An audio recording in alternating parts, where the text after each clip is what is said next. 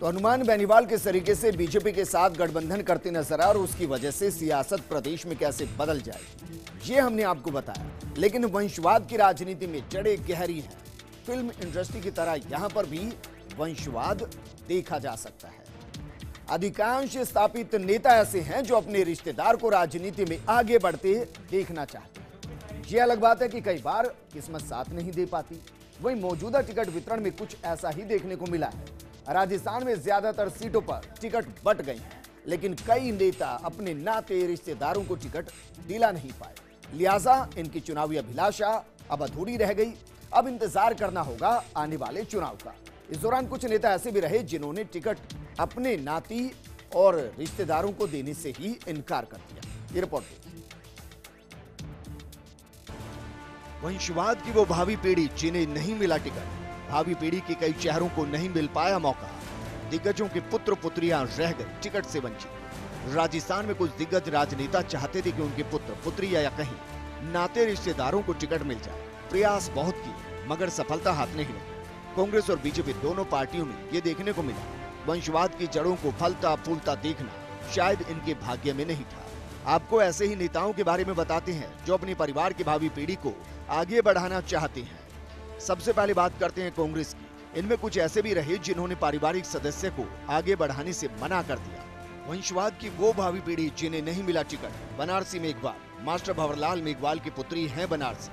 बीकानेर से कांग्रेस से चाह रही थी टिकट, लेकिन मिल नहीं पाया। हालांकि बनारसी खुद कांग्रेस में स्थापित नेता हैं। विधानसभा में भी इन्होंने टिकट मांगा लेकिन मिल नहीं पाया था। गहलोत सरकार में सामाजिक न्याय अधिकारिता मंत्री हैं मास्टर भंवरलाल मेघवाल। कमल मीणा, प्रसादी लाल मीणा के पुत्र हैं कमल। दौसा से कांग्रेस का लोकसभा टिकट चाह रही थी कमल। पीसीसी के सदस्य भी हैं कमल।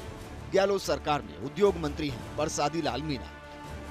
राजपाल शर्मा, पूर्व मंत्री डॉक्टर राजकुमार शर्मा के भाई हैं राजपाल। जयपुर शहर से लड़ना चाहते थे लोकसभा चुनाव। राजस्थान विश्वविद्यालय छात्र संघ अध्यक्ष रह चुके और यूथ कांग्रेस में हैं उपाध्यक्ष।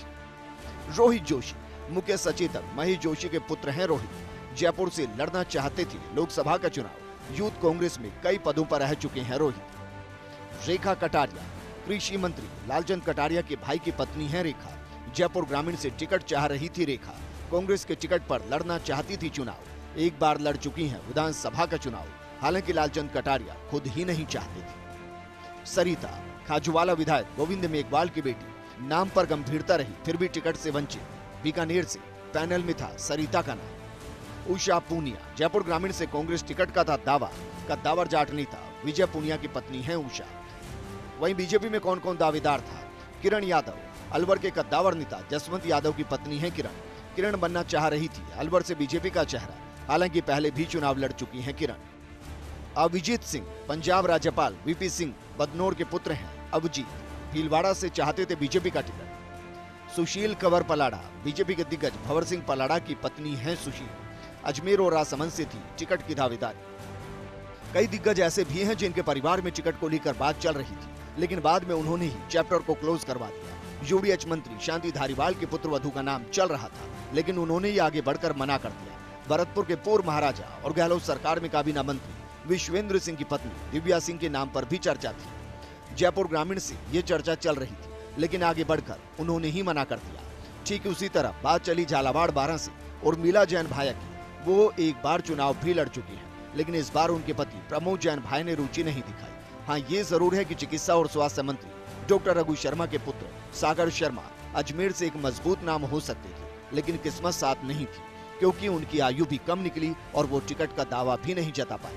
वंशवाद एक तरह से टिकट मांगने का प्लेटफॉर्म हो सकता है, लेकिन टिकट मिले ये गारंटी नहीं हो सकती। फर्स्ट इंडिया के लिए योगेश शर्मा की रिपोर्ट।